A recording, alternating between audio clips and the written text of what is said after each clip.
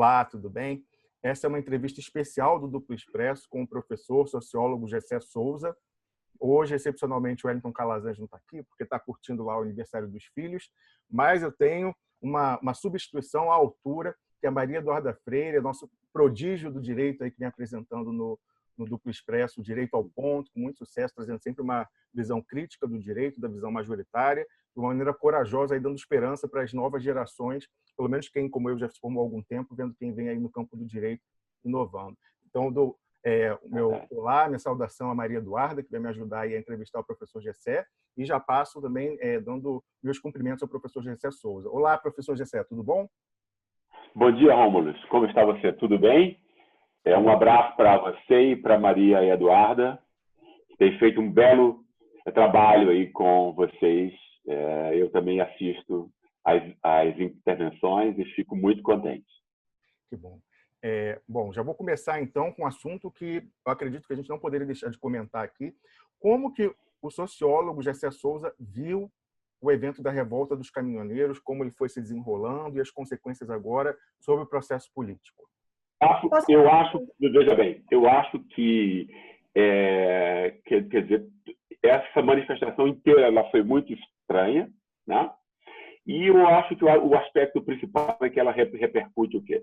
Ela repercute o processo em que houve uma tomada do capital financeiro sobre a política nacional, especialmente a partir da política de preços da Petrobras, etc., do fato de que a Petrobras não é utilizada mais como um instrumento estratégico a favor do Estado e da sociedade brasileira, né? Ela agora está sendo dominada pelos interesses de mercado, e isso é montado a partir de uma grande farsa, como se o mercado fosse preços competitivos, etc., e que não é nada disso, né? Quer dizer, é um mercado monopolizado, oligopolizado, né?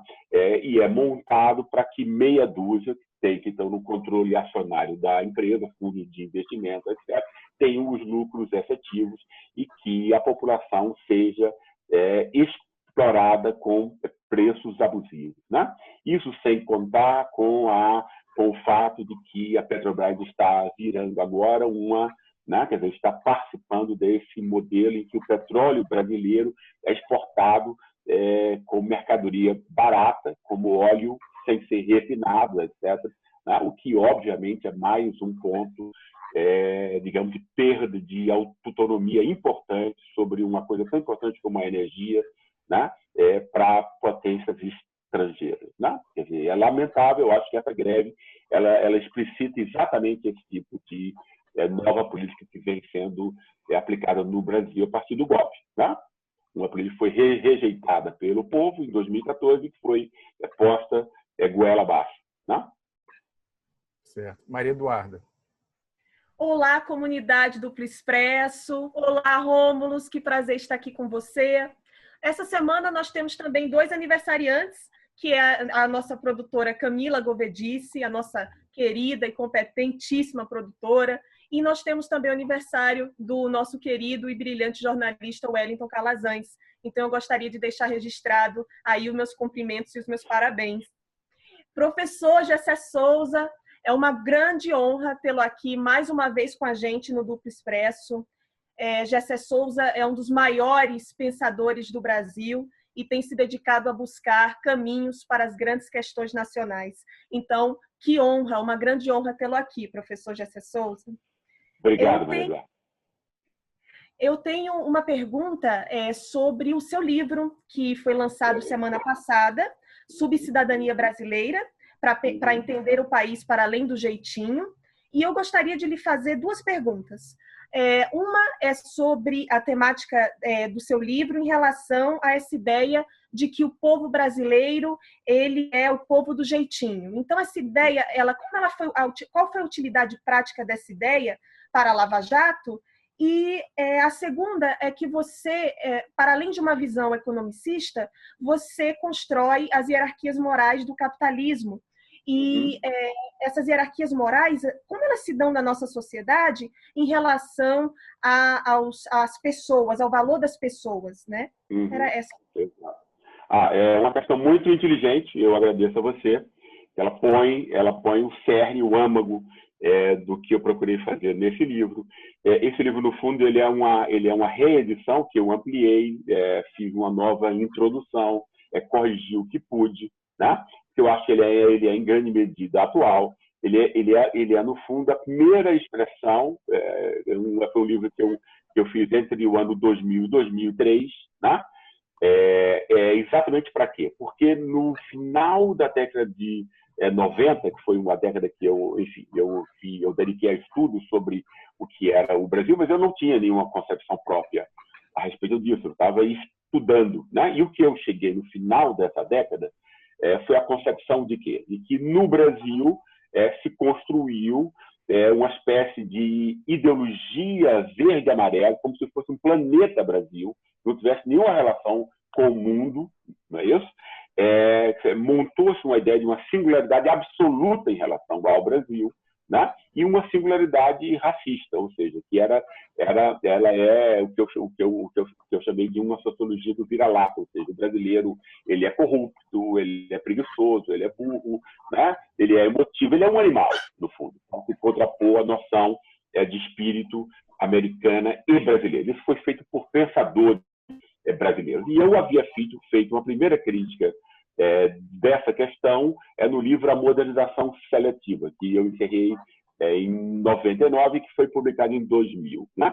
A ideia desse livro de 2003, o que é? Ora, se essa é uma concepção errada, aparente, né? Ou seja, ela é frágil, eu não quero aqui repetir todos os argumentos que eu, inclusive, refinei e aprofundei no livro A Tolice da Inteligência Brasileira, de 2015. Né? Quer dizer, mas ela está aí. Ela em resumo, o quê? Ela é uma concepção que vai rebaixar o povo para estigmatizar o Estado, ou seja, da população brasileira inteira, não é aplicada ao mercado, por um motivo que ninguém nunca explicou e ninguém nunca perguntou acerca disso. Porque da animalidade, da emoção, ficou só no Estado. Né? Obviamente, uma concepção montada, né? Montada por intelectuais que influenciam a direita e a esquerda, né?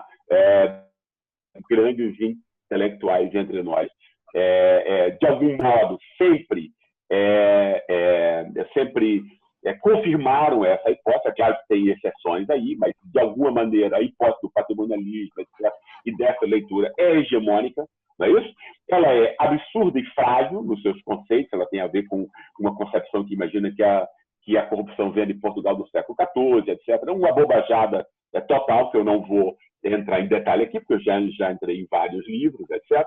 Mas ela foi uma concepção montada para quê? Para que a real corrupção, né, que é o saque e a rapina, dos proprietários do mercado ficasse invisível.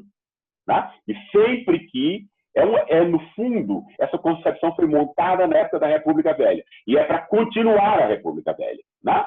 E o que era a República Velha? Não tinha participação do povo, né? Menos de 1% votavam, só os ricos votavam, e o Estado, o orçamento, as isenções fiscais, era o Estado o instrumento dessa pequena elite do mercado. Né? Toda essa concepção é para continuar a República Velha. Né? Ou seja, para que sempre que o Estado seja ameaçado de ser tomado por interesse das classes populares, você pode inventar esse moralismo de fachada da corrupção só do Estado, só da política, imbecilizar a sociedade como um todo, especialmente a classe média. Ou seja, essa é a interpretação que existe sobre o Brasil, né? Até hoje hegemônica. Tá? E ela não vale um vintém, como eu acho que como eu tentei demonstrar. Nesse livro, o que eu quis fazer? Eu quis dar o passo adiante. Né? Se o Brasil é interpretado desse modo para inglês ver, ou seja, aparente, frágil, né? E para, no fundo, legitimar, justificar interesses de uma pequena elite de proprietários, né? De que modo o Brasil poderia ser compreendido de outro modo, de outra maneira, de uma maneira alternativa? Essa foi a questão que eu me pus do ano 2000 para o ano 2003, que é com a realização desse livro. Qual foi a tese que eu cheguei? Olha, o Brasil não é um planeta verde e amarelo, isso é uma bobagem, não é isso? O Brasil participa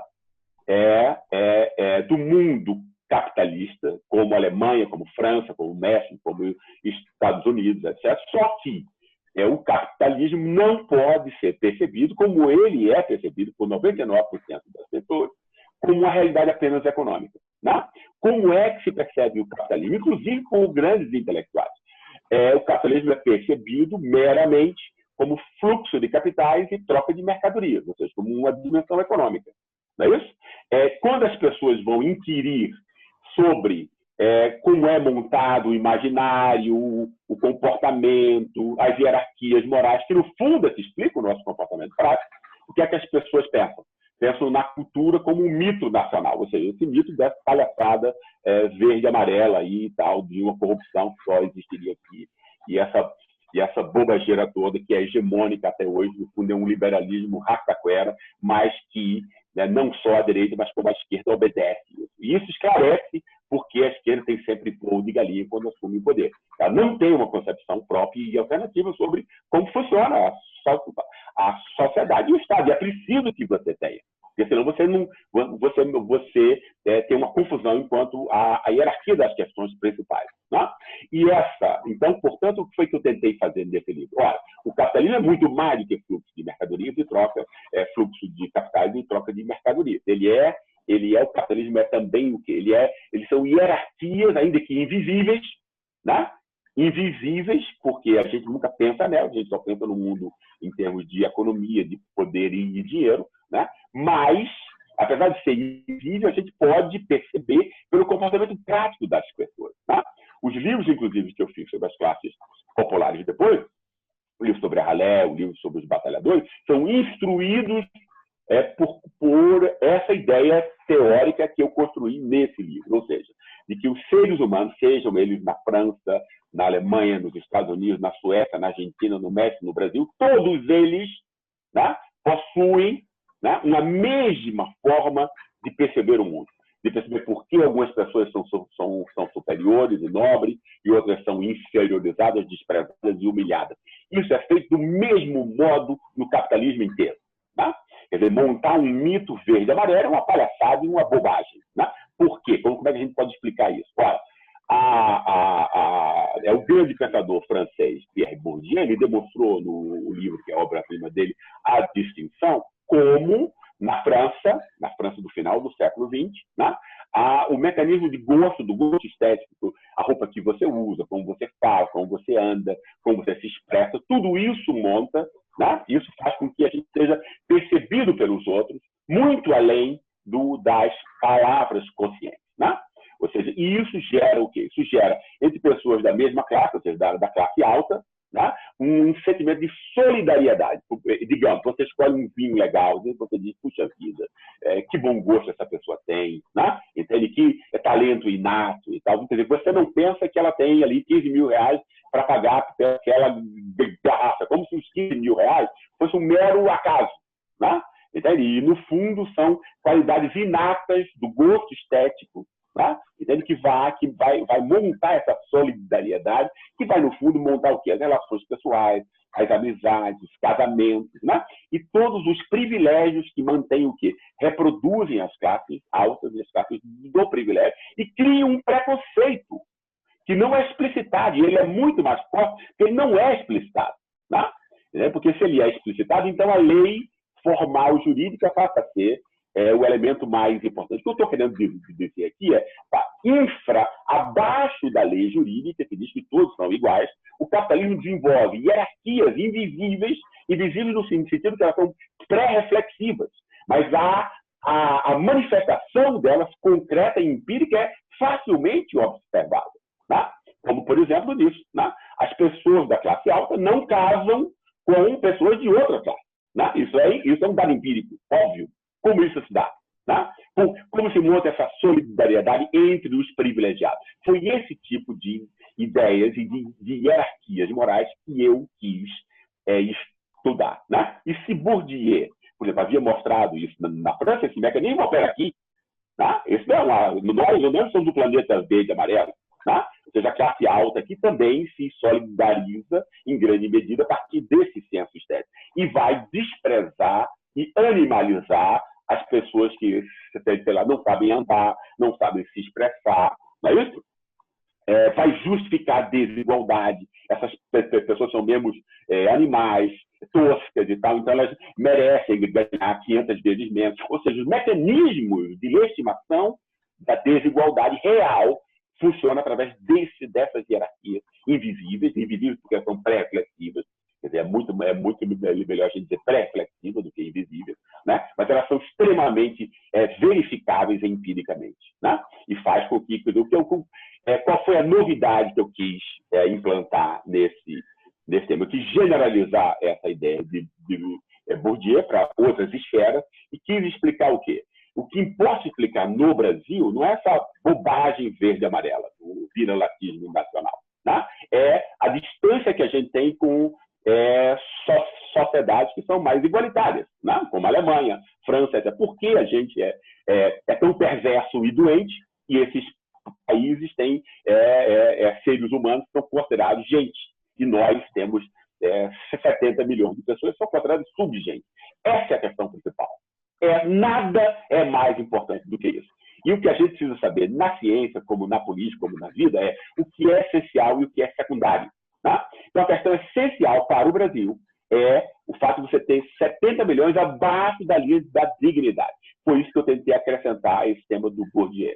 Ou seja, Bourdieu pegou a questão estética, que é extremamente interessante, mas as hierarquias que o capitalismo cria não tem a ver apenas com o gosto estético. Ela tem a ver com a separação entre o produtor útil e o produtor não útil. O produtor útil no capitalismo tem a ver com a incorporação de conhecimento.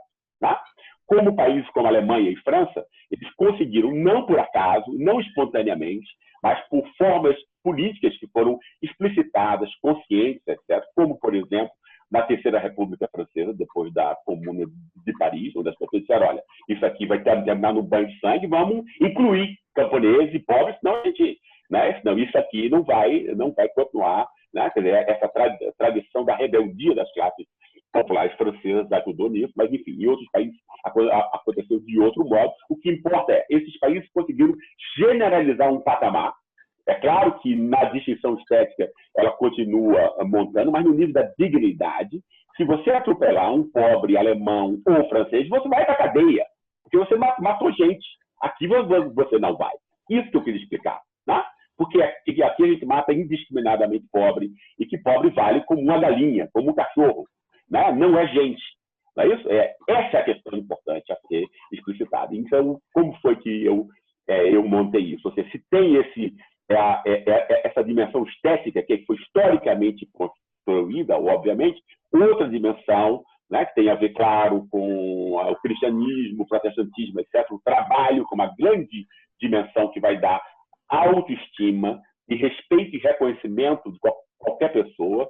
Não é isso? Por exemplo, a gente respeita o trabalhador útil, né? A gente respeita o eletricista que chega na nossa casa e resolve uma questão importante. A gente paga de bom grado o que ele pede, né?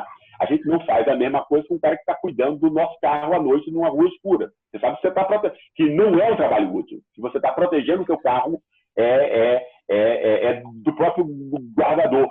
Não é isso? Essa é a noção dele. Porque o coitado lá participa de uma classe, foi abandonada, humilhada, esquecida, e que nunca teve as pré-condições, por exemplo, de chegar na escola e ter um aprendizado decente. Né? Entende? Quer dizer, quando você é indigno, nós todos, né? Porque essas coisas, o que eu quis chamar a atenção é que as hierarquias morais não é o indivíduo que move, é a sociedade que constrói. Né? Então, esse cara que está guardando o carro, ele vai ser visto com desprezo, porque é um canalha e odeia os fracos, né? E vai ser visto com compaixão e pena por quem tem uma boa alma. Né? Mas a compaixão e o desprezo são duas faces da mesma moeda. Qual é a mesma moeda aí? É o desvalor objetivo socialmente compartilhado dessas pessoas. Foi isso que eu quis explicar. Tá? Essa é a questão principal. Essa é a questão mais importante. Você precisa explicá-la cientificamente. Né? Ela é uma hierarquia, se impõe a nós todos, de modo pré-reflexivo, a gente não percebe, mas os efeitos dela, o nosso comportamento, é de fato verificação empírica. Né? Foi a partir dessa análise que eu quis o quê? Olha, o Brasil não pode ser explicado por essa bobeira verde-amarela, né? Entende que é frágil, são conceitos idiotas, facilmente desconstruíveis e que estão aí para legitimar interesses econômicos de uma pequena elite. A gente tem que compreender o Brasil de um outro modo, né? De um modo mais sofisticado, incluindo a sociedade mundial, e a sociedade mundial não só de um modo econômico, mas percebendo quais são os aspectos emocionais, morais que estão envolvidos nessas hierarquias, que a gente, na vida cotidiana, efetivamente aplica.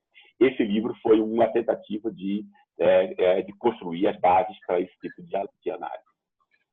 Muito bem. Estamos conversando com o sociólogo, o professor Gessé Souza, ele que, com seus últimos livros, causou um alvoroço na comunidade intelectual acadêmica brasileira, até por ter adotado uma postura corajosa e iconoclasta, indo contra clássicos que, como o professor falou já, não eram questionados nem à direita nem à esquerda.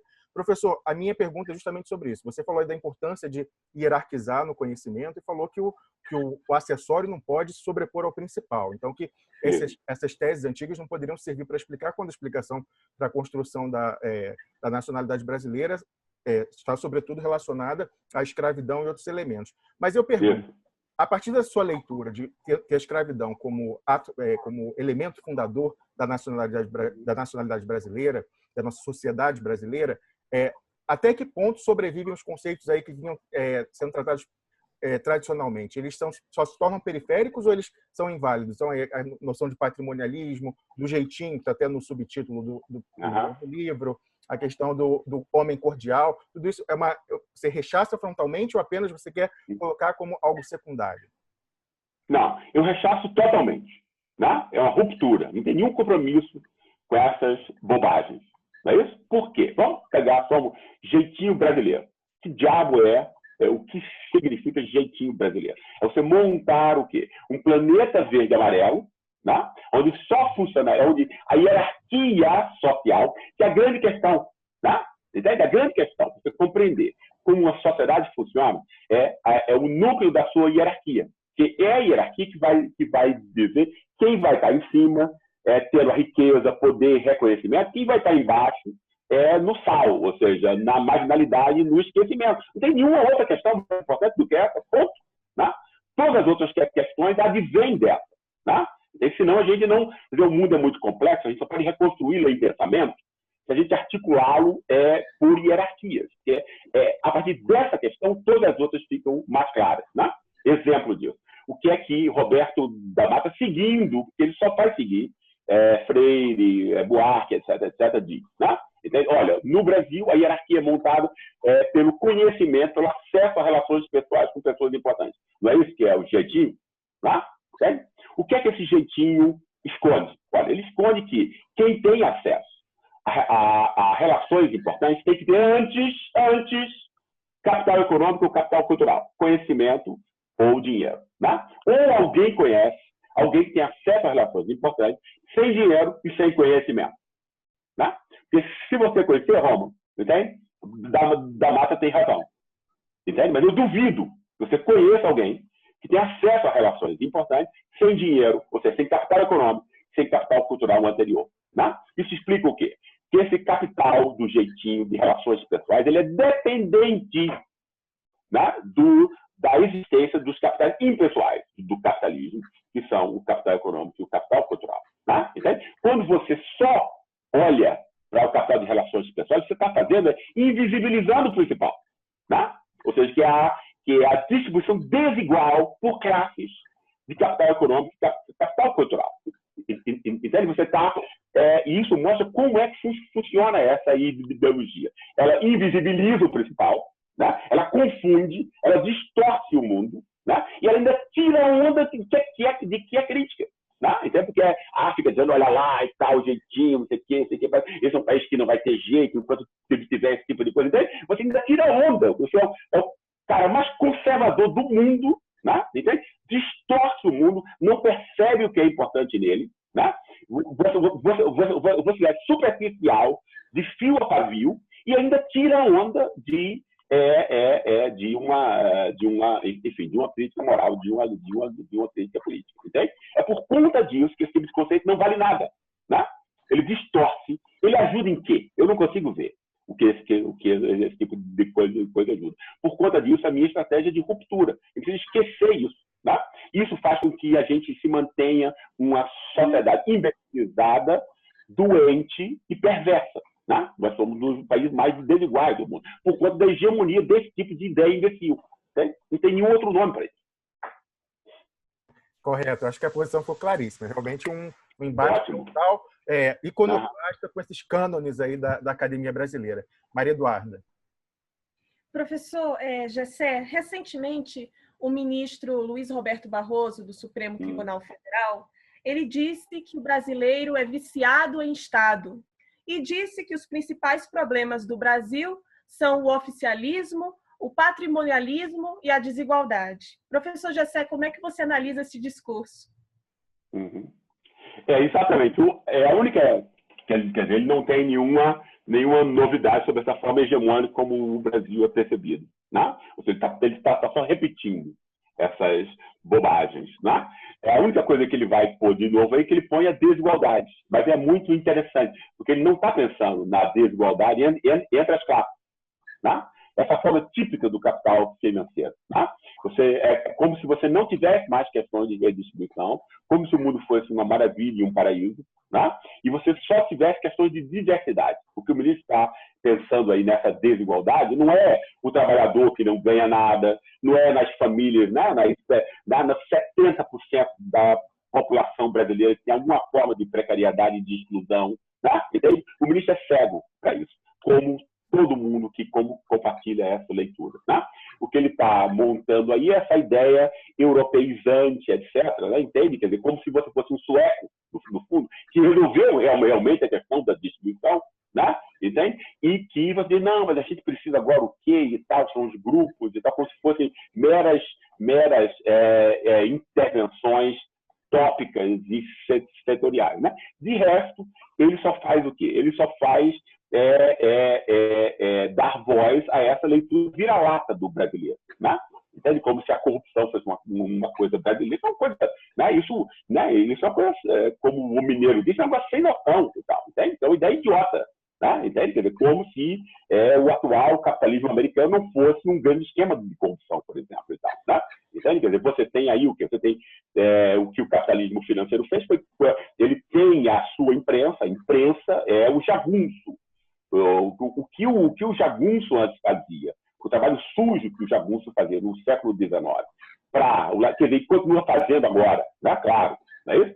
Para matar a gente, para tomar terras, etc., é o que a imprensa faz hoje. Né? Quer dizer, a Rede Globo é um lampião. Né? Do negócio, você distorce o mundo. Né? Entende? Quer dizer, a única diferença que há é que você distorce o mundo e os fatores como o mundo são distorcidos, é exatamente essa inversão de hierarquias, né?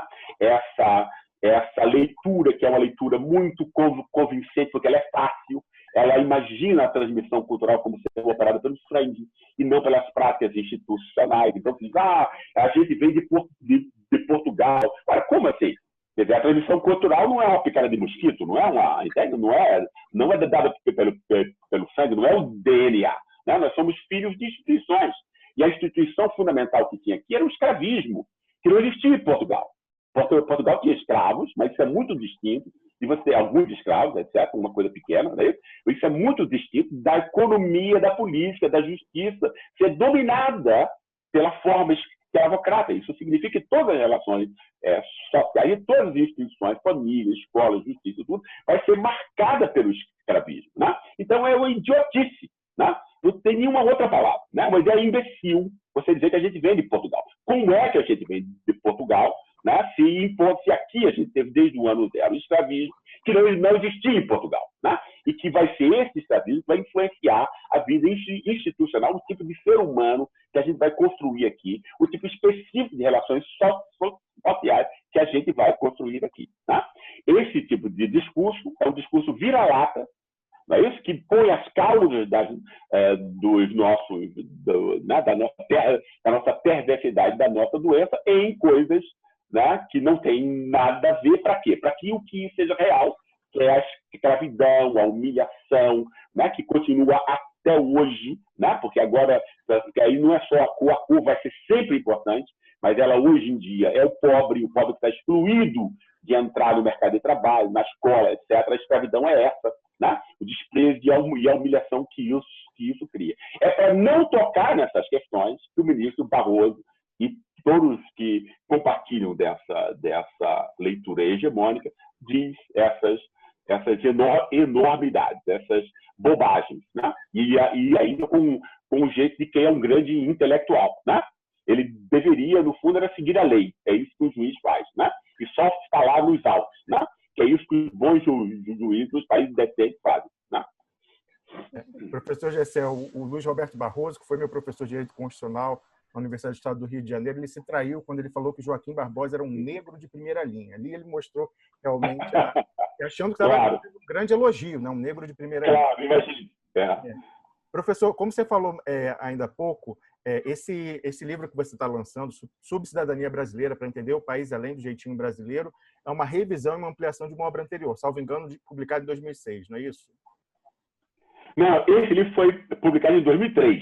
2003. Sim. Esse livro foi originariamente publicado em 2003, mas ele ficou muito circunscrito ao ambiente acadêmico. Por isso que eu fico muito contente dele estar sendo republicado agora, né? Eu fiz também uma nova introdução, exatamente para explicar quais são as precondições dele, como é o livro, onde eu entro mais no aspecto teórico, ou seja, dessa interpretação alternativa que eu venho desenvolvendo, né, sobre o Brasil. Eu fico muito contente agora que ele esteja à disposição do grande público. Para o grande público. Mas é exatamente o que eu ia perguntar, se essa revisão, ampliação, adaptação para o grande público, então, se a publicação foi em 2003, foi ali no ano zero dos governos do lulismo. E agora já está numa fase posterior ao golpe. Uhum. De fundo, houve alguma adaptação ali, ou as ideias centrais se mantiveram as mesmas, ou essa mudança aí, essa ruptura do faz de conta do contrato social brasileiro, que a gente viu que é uma farsa em que muita gente acreditou, acredito que Maria Eduarda acreditou em alguma medida, eu acreditei, a gente que estudou direito acreditava naquele contrato social consubstanciado na Constituição de 88, agora a gente sabe a verdade, quem não sabia agora sabe. Teve alguma alteração de fundo, ou em 2003 você já tinha todas essas noções claras? Não, no fundo, o que eu procurei fazer, quer dizer, esse livro tem uma visada muito histórica, quer dizer, ele já põe a questão da escravidão como a questão mais importante, né? Se você quiser entender o Brasil, tá? E a sua singularidade relativa, é sempre relativa, não existe nenhum planeta, nenhum país é um planeta como essa ideia tenta nos pôr de uma coisa luso brasileira e tal, não é isso? Nesse ponto, eu acho que quer dizer, a ideia foi muito mais teórica, ou seja, ter acesso a esse tipo de, digamos, de ponto de partida que é distinto para você pensar questões práticas. Né? Obviamente, as questões, quer dizer, mas eu acho também que as questões práticas não mudaram. Né? Quer dizer, toda a minha avaliação positiva. Eu tenho também, obviamente, eu imagino que vocês sabem, muitas críticas, né, a todos, enfim, aos governos de esquerda e a forma como o PT também se portou no poder, não mobilizando as classes populares, não atacando a questão, uma compreensão, quer dizer, sem nenhuma ideia, sem nenhum planejamento no fundo sobre o que fazer com o poder, né, com uma boa vontade, mas sem uma ideia clara. Não é isso? Eu acho que esse é o ponto que resume o PT no poder. O grande aspecto positivo, para mim, foi exatamente a atenção para o que eu chamo provocativamente de ralé dos novos escravos. Né? Foi o único governo que tocou nessa questão. Né? Entende? Quer dizer, mesmo Vargas, que era foi um outro grande estadista nosso, Vargas, quando pensou um Brasil grande, um Brasil industrial, um Brasil dinâmico, né? Ele se concentrou na classe trabalhadora urbana, organizada, urbana e qualificada. Né? Entende? Quer dizer, e ele não tocou nessa classe, que eu acho extremamente importante. Né? Quem tinha preocupações com ela, que eu acho também extremamente importante, era o Brizola. né? Entende? Quer dizer, essas classes desorganizadas, esquecidas, humilhadas, etc. Né? E o que eu acho que o melhor que o PT fez foi exatamente tocar nisso. Ou seja, obviamente, a ascensão social que foi produzida não levou a essa bobagem de nova classe média. É um tiro no pé para mim, como uma narrativa política. Né? Chegamos ao paraíso. Uma narrativa, isso pode ser uma boa uma narrativa de marketing, para você ganhar uma eleição, mas isso não pode ser o seu projeto político. E o marketing virou o projeto político, que é muito ruim. Né? Mas houve, efetivamente, o quê? Uma ascensão da ralé desses indignos, né? Que mostra, portanto, que não existe nenhuma classe condenada, ela depende de vontade política, ela depende de conscientização política, etc. Não é isso? Né? Para a classe trabalhadora precária, né? Que é um salto enorme e tal, né? Você pode planejar a vida dos filhos, você tem carteira de trabalho, você pode investir na educação da sua família, entende? Isso é muito importante. É claro que você tinha que avançar, mas isso já foi muito importante que toca exatamente no ponto principal dessa separação que eu faço entre indignos e dignos e tal, né? Ou seja, de como isso é construído socialmente, como isso produz efeito. Tá? Quer dizer, classe não é renda, né? É outra ideia idiota, para nos fazer de idiota. Né? Entende? Quer dizer, por quê? Porque tira o foco da classe sendo reprodução de privilégios, positivos ou negativos, né? Que são herdados e, portanto, injustos. Né? Entende? Né? Quer dizer, então você tem uma classe aí de abandonados, humilhada a cada instante, né? E é preciso que a gente use essa coisa maravilhosa que Deus, a natureza nos deu, que é a reflexão humana, né? Entende? Quer dizer, então as pessoas precisam de estímulo, as pessoas precisam de confiança. Né? Existem classes sociais em que as crianças são criadas com confiança, né? Para cair na vida, porque a vida é dura para todo mundo, né? Para cair 20, 30 vezes e se levantar. Não é isso? O pobre não. Né? Entende? O pobre, quando cai, ele fica na sarjeta. Não é isso? Porque não foi dado a ele. Isso é importante. Uma sociedade tem que se preocupar com esse tipo de coisa. Todas as sociedades igualitárias se preocuparam com isso, assumiram a responsabilidade pelo crime que gerações anteriores haviam feito, pela humilhação e pelo esquecimento. Tá? Então, essa ainda é, para mim, a questão principal. Né? Entende? Quer dizer, que o livro pode, teoricamente, explica teoricamente. Né? Porque, por exemplo, essa classe é muito importante. É o tamanho dela que nos distancia dos países que a gente admira, claro, pelo esquecimento, pela humilhação. Não é isso?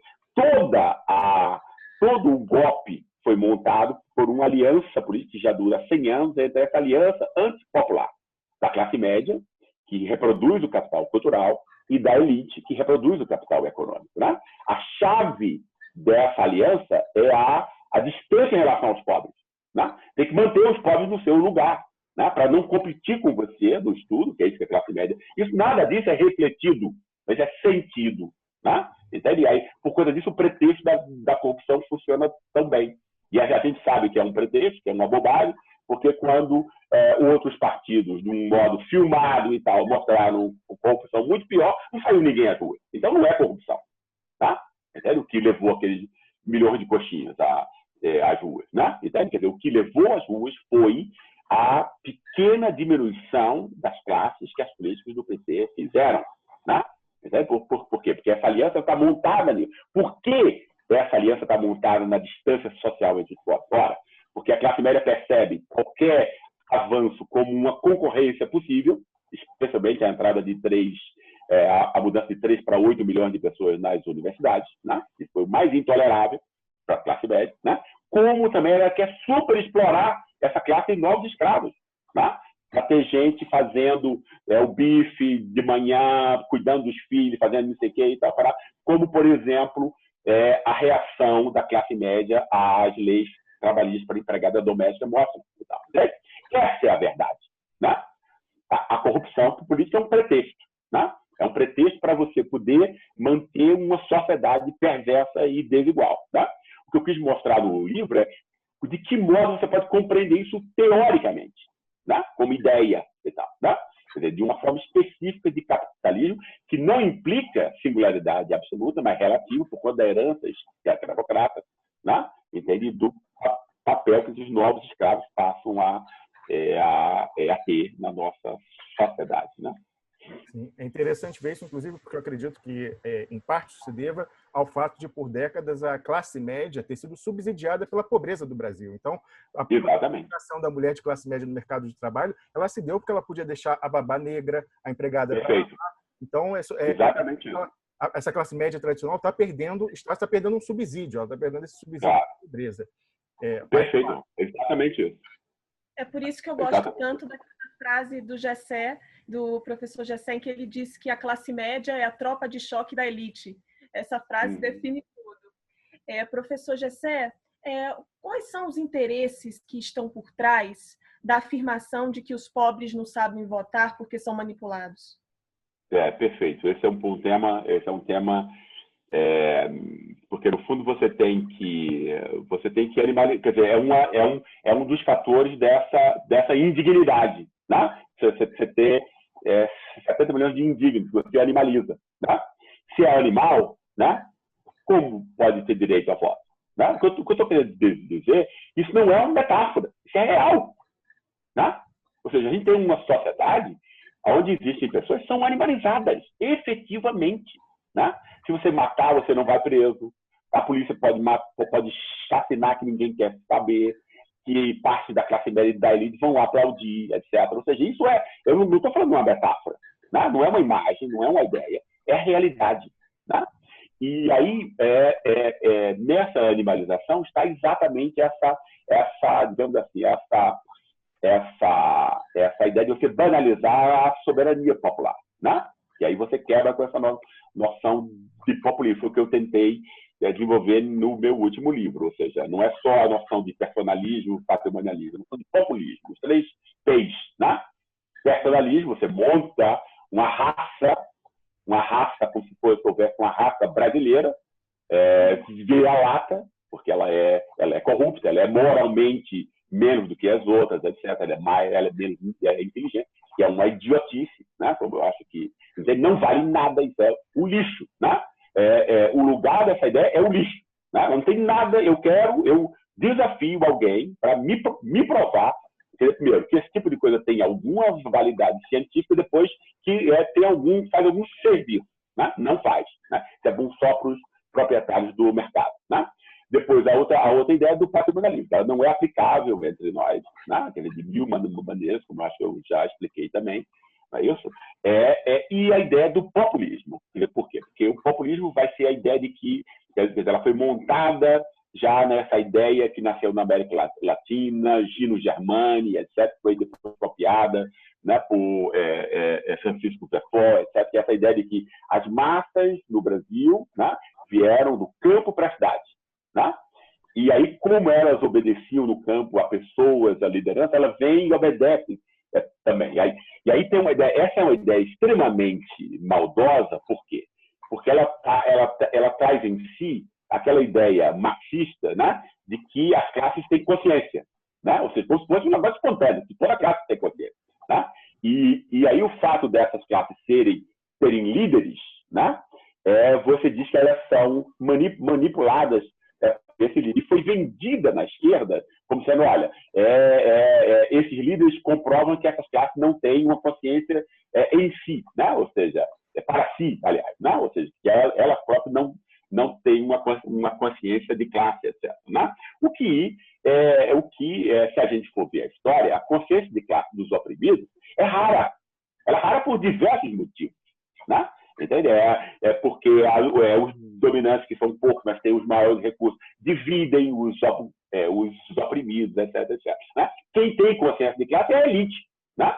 Toma o uísque junto, articula junto, liga para a Globo, diz o que deve monta golpe, etc.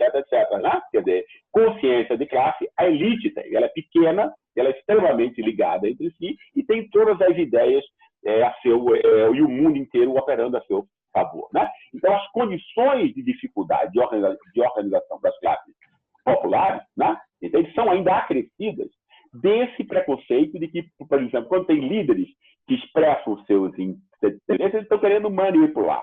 Né? Como aí, se essas classes fossem mais burras, não foram à universidade, não sabem como é o mundo, etc. Não é isso? Quando eu sei que, por experiência experiência própria que a classe popular é extremamente inteligente.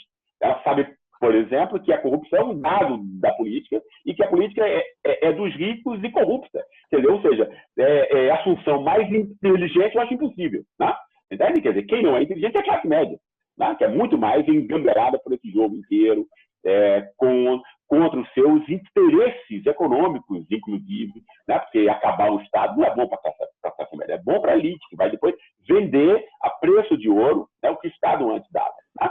Mas para a classe média, não. Ela vai ter que começar agora a pagar plano de saúde de banco, né? Sem nenhum controle, etc. Os caras comprando agência reguladora, políticos, etc. Vai arrancar o pescoço da classe média. Né? Então, boa, coitada. E a classe média, né? Que é deixada sem nenhuma defesa e como tropa de choque do seu próprio inimigo. Né? Enquanto os pobres, ele diz o seguinte, a forma como os pobres percebem a política é todos são corruptos de alguma maneira, não é isso? O que é verdadeiro, a política é montada para ser comprada pelo mercado. Não é isso? Quer dizer, isso é um dado universal, aqui é muito pior. Não é isso? E o que o pobre quer saber é o que sobra para ele, ou seja, mais pragmático e mais inteligente impossível. Né? Entende? Agora, o que você cria em cima de não tem o conhecimento universitário, como se houvesse alguma relação de conhecimento universitário e inteligência. Né? Entende? Primeiramente. Né? Entende? Né? E depois o fato de que então essas classes são manipuladas.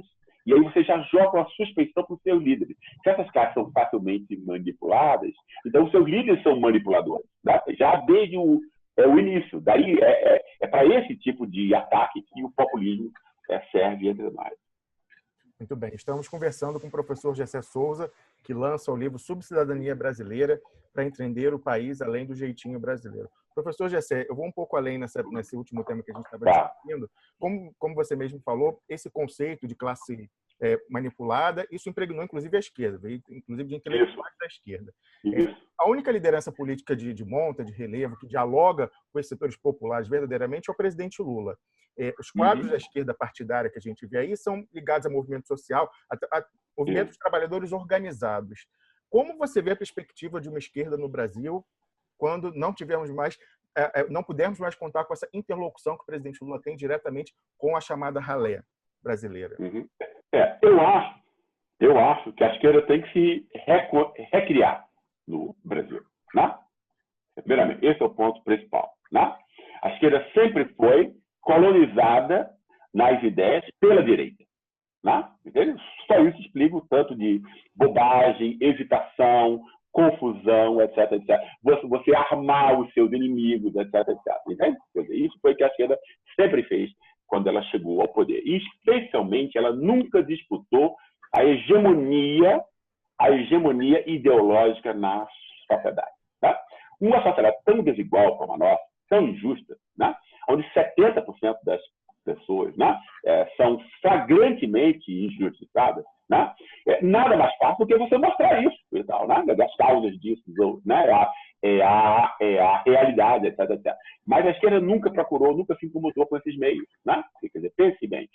O fato de que a presidenta Dilma tenha muito corajosamente atacado os juros, né? Os juros extorsivos, ou seja, ela enfrentou o capital financeiro, isso é muito corajoso. Né? Ela também quis diminuir o lucro abusivo das relações das parcerias privado-público, que no Brasil servem para o Estado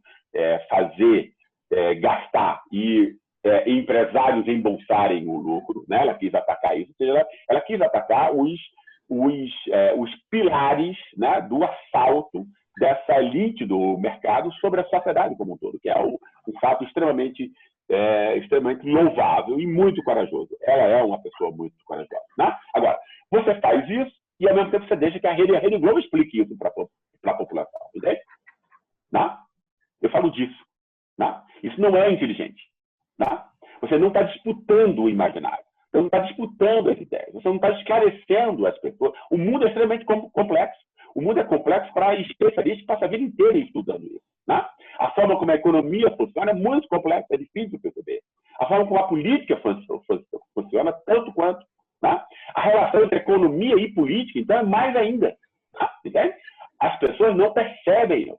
São facilmente enganáveis, portanto, né? Até porque elas imaginam que sabem, né? Como um jogo de futebol. Você imagina que você é técnico, né? E você começa a dar pitaco, sem você saber como é que é a cobertura de um zagueiro, como você tem que montar uma defesa. Você fica imaginando só um gol, né? Entende? Quer dizer, do mesmo modo, né? Você precisa explicar como a sociedade funciona. Você tem que ganhar uma hegemonia, você tem que mostrar o que está escondido para as pessoas e tal. E nunca uso o esforço disso, né? Eu não consigo entender como numa sociedade mediatizada, onde todas as informações, né, são filtradas, né, por instituições e órgãos, empresas, etc., você não disputa esse espaço, né? Entende? A esquerda nunca disputou esse espaço. Você está pensando, você vive em que mundo? Não é isso? Né? Para mim, isso é incompreensível. Né? Então, uma esquerda dessa, então, precisa aprender a ser esquerda. Né? Precisa aprender quais são as questões importantes. Né? Precisa aprender como a sociedade funciona de um modo distinto e de como ela deve intervir nessa realidade, de um modo distinto do que a direita faz. Porque o que a esquerda faz é entrar em alguma forma de compromisso e ser subserviente à direita. Né? Entendeu? Ou seja, esse esquema é dos proprietários, né? Que foi montado pelos proprietários, que não é o tema exatamente desse livro, é o tema do livro do atraso. Né? Então, eu acho que a esquerda tem que se reconstruir, né? Até porque a esquerda está dividida, e dividida mais uma vez pelo capital financeiro, pelo interesse dos proprietários, que é essa ideia que é isso. Se você são 100 mil famílias que têm a grande propriedade de nós, né? Isso é muito pouca gente. Como é que esse pessoal vai dominar o resto? Né? Então você tem que dominar distorcendo, criando divisões. Não é isso? Tem que dividir, né? Para reinar. Não é isso? É isso? Essa é a estratégia de toda a classe dominante. Né? Então, uma dessas estratégias é você dizer que a diversidade, a identidade, os grupos identitários, né, você isola das lutas por distribuição, por exemplo. Isso foi a esquerda tomada por isso. Né? Uma cidade como o Rio de Janeiro, a esquerda é isso. Até pelo efeito da Rede Globo, que é a grande veiculadora desse tipo de falsa emancipação. É claro que essas questões são importantes. Elas têm que estar ligadas à questão da distribuição de riqueza e poder. E tal, né? Senão ela é mais uma forma de você vulnerabilizar a esquerda. Né? Então, a esquerda precisa se recriar. Né? Recriar como ideia, recriar como prática. Né? É um desafio grande. Muito bem. Última pergunta, Maria Eduarda. Professor Gessé, teve uma última pesquisa da CNT em relação à confiança dos brasileiros nas instituições. E a igreja saiu com 40% em primeiro lugar. Professor Gessé, como você analisa esse dado no cenário atual? Eu acho, primeiramente, que a gente tem que sempre ter cuidado com essas pesquisas de opinião. Né? Entende? As opiniões elas são montadas, são construídas. Né? Quer dizer, pesquisas já mostraram que é uma coisa muito conjuntural. É isso? Isso tem a ver muito com a ideia quer dizer, o domínio tópicos que a imprensa escolhe, etc, e tudo, né? Isso tudo está muito montado. Quer dizer, as pessoas são normalmente desarmadas do poder de reflexão. Então, elas refletem, né, uma reflexão já feita. Não é isso? Então, a opinião pública, muitas vezes, quer dizer, ela quase sempre é uma opinião construída. Né? Entende? Agora, dito isso, é claro também que aí você tem o quê? Você teve um ataque da imprensa a todos os órgãos da soberania popular. Não é isso? Esse é um fato que a gente tem que compreender. Né? A quem interessa enfraquecer a soberania popular? Primeiramente, a fração dos proprietários. Né? Por quê? Porque você enfraquecendo a soberania popular, você deixa o Estado como seu. E o Estado tem a ver com o orçamento, com isenção fiscal, a rapina, o saque. Né? O roubo, isso é roubo. Né? Não é porque você comprou 400 deputados e a imprensa é o seu jagunço, que isso não é roubo. Né? Entende? Quer dizer, isso é o assalto é real.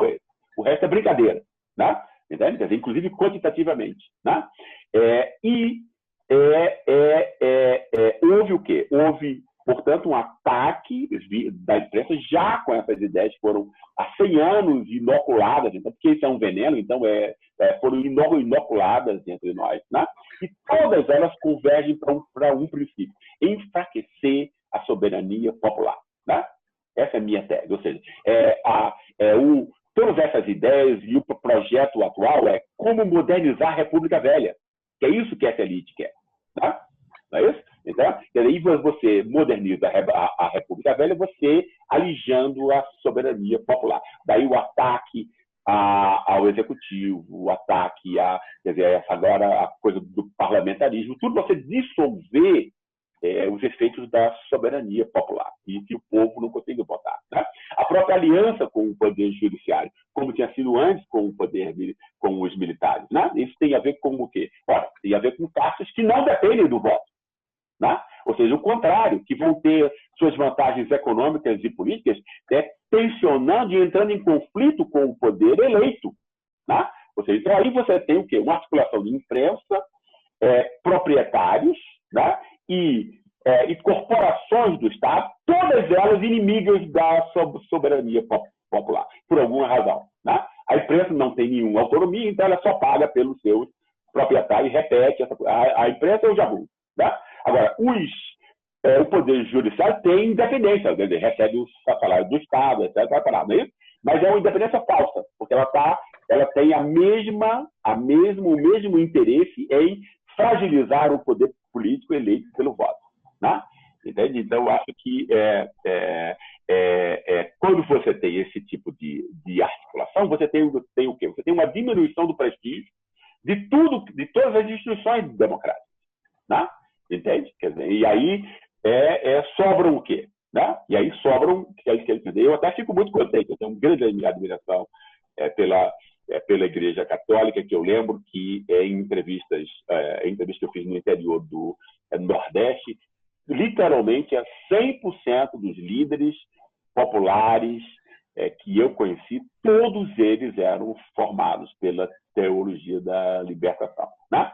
Entende? Quer dizer, que era algo que teria sido muito importante de ser continuado. Então, você tem aí como você está atacando todas as instituições democráticas, né? Então sobra o dado religioso, que foi poupado, não está sob ataque, etc., né? Entende? Quer dizer, eu leio um pouco desse modo, né?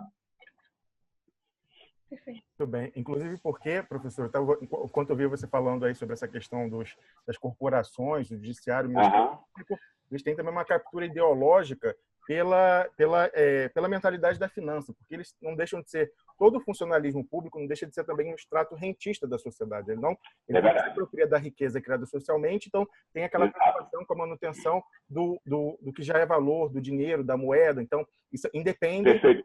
O salário deles independe da atividade que está indo bem ou não, integrar mais gente. Perfeito. Exatamente. E esse pessoal se imagina como advogado, né? Advogado privado. Só que ele está no público. Mas aí ele está no público defendendo o interesse dele, né? Mas é claro, se você tem uma farsa moralista para servir de cobertura dos seus interesses privados e egoístas, melhor ainda. Então você está no melhor dos mundos, né? Entende? Aí essa coisa do positivismo, etc, né? Exatamente. Por coincidência, eu republiquei nesse fim de semana um artigo que eu tinha publicado 1 ano atrás, tá lá no site, publiquei no sábado, Bolsa desaba e dólar dispara. Como o Globo News e a CBN criaram um coxinha, justamente mostrando como essas rádios e televisões conseguiram capturar a mente da classe média com essa coisa de pensar, você está investindo na Bolsa e você passa a se identificar com a ideia majoritária quando a sua renda principal vem do trabalho, né? Perfeito. Ótimo. Essa é muito inteligente, essa sua observação, porque o capital financeiro ele nunca pode ser percebido só como na sua dimensão econômica. A gente não o percebe efetivamente. A gente tem que perceber nessa captura do imaginário, tá? Dessa dimensão cultural, né? Um novo conceito de felicidade, num aspecto de todos viram empresários de si mesmos, né? Então, você retira Exato. Professor Gessé, queria agradecer imensamente sua deferência de estar aqui conversando com a gente, dedicando esse tempo, e recomendar a todo mundo, evidentemente, que procure o livro Sobre Cidadania Brasileira para entender o país além do jeitinho brasileiro. Já fica desde a capa ficou linda, Romulo. Se vocês puderem pôr a capa depois, a capa está linda. Eu vou colocar no plano de divulgação, essa capa verde aqui, não é? Isso, é. Exatamente. Vamos aí eu achar muito legal aí, que é o cara, eu acho que era um diretor da Rede Globo que estava com a... Foi um prazer estar aqui com você e com a Maria Eduarda, e eu agradeço muito a oportunidade de debater com vocês e ter esse espaço aqui com a sua audiência, que eu mando um abraço para todos que nos escutaram. Nós que agradecemos, deixamos desde já as portas abertas aí, aguardando já o seu retorno o mais brevemente possível, professor Gessé. Obrigado. Maria Eduarda, obrigado aí pela ajuda também, pela parceria na entrevista.